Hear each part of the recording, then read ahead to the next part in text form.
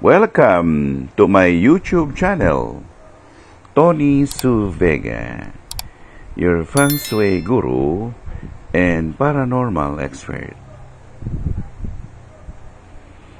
Today is Monday, the 18th of September 2023, Day of the Rabbit. Best colors to use and wear: white, all shades of white.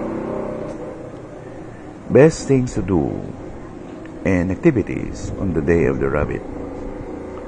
Alam natin na ang rabbit o ang kuneho ay yin, female, babae, wood, kahoy, Zen, Z-H-E-N, the thunder, ang kulog.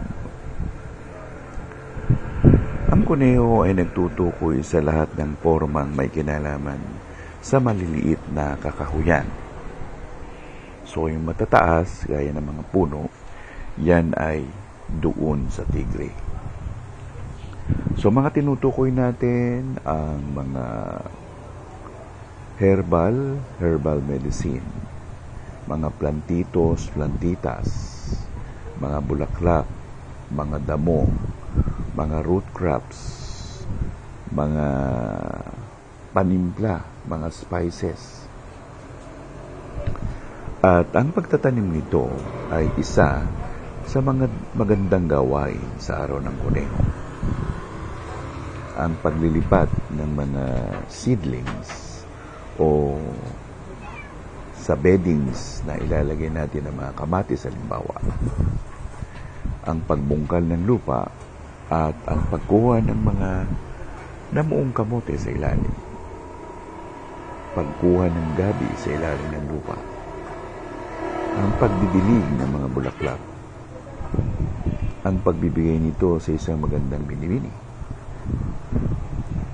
ang paggamit ng lawn mower para ayusin ang mga damo, ang pagdikdik ng mga siling labuyo halimbawa para gawin itong paste or chili paste.